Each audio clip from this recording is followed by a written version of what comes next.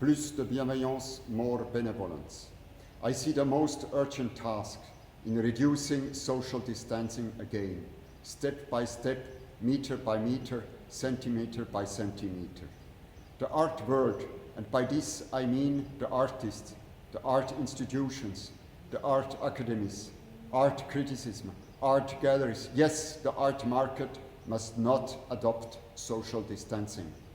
Simply because art, without any distance, is autonomous, universal, absolute, and necessary. I must show and exemplify why art is necessary, why it is necessary for me, but also why it is necessary for others. The toxic term social distancing, I do not doubt it in its temporary usefulness, must under no circumstances become the new paradigm for living together in the world, in the art world. It is urgent to work on it and to show that art, because it's art, can create a dialogue or a confrontation one-to-one at a level.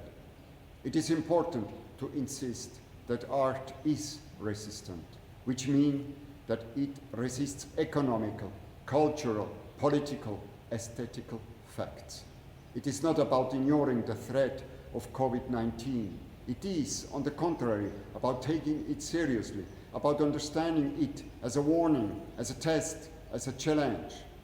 I think that contact, encounter, exchange, neighborhood, confrontation, freedom, freedom in unfreedom, inclusivity, multiplicity, solidarity, equality, total equality, and creativity are concepts that are more important than ever because they have been challenged by this forced social distancing.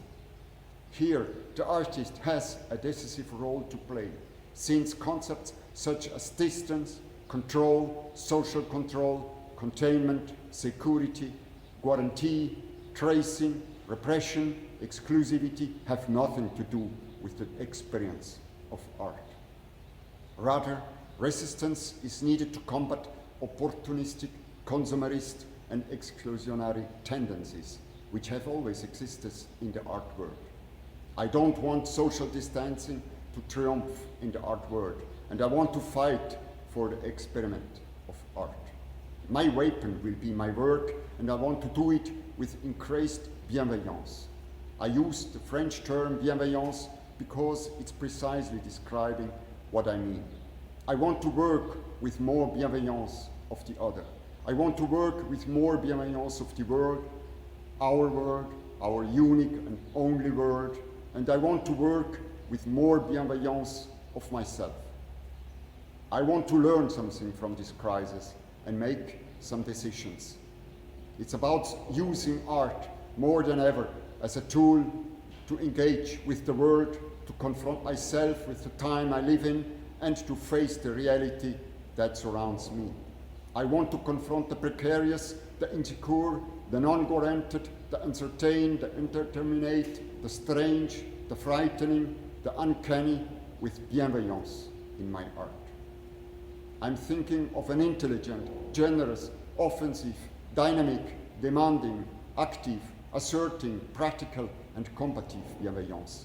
It is not about the passive, wait-and-see, spiritual, religious, theoretical benevolence. I want to point out, this is my mission as artist today, what I'm prepared to live and work for. Social distancing and home office are not part of it. It would rather be a mistake to step into this stupid and clumsy but also tempting trap.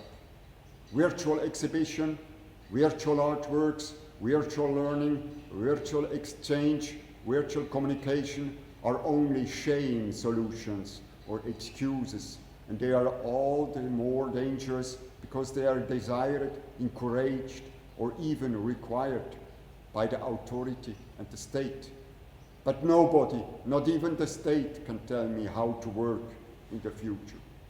Therefore, it is essential to me to keep sensitivity, to be critical, to stay alert and attentive to the virtual and the digital.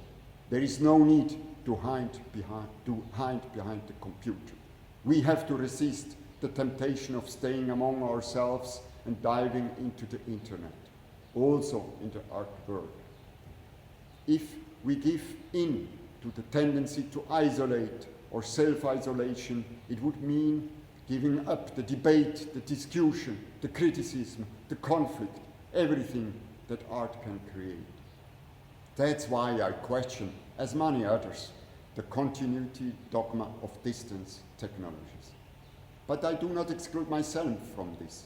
I too have succumbed to the urge for continuity on several occasions in the recent weeks. And I too have used distance technologies.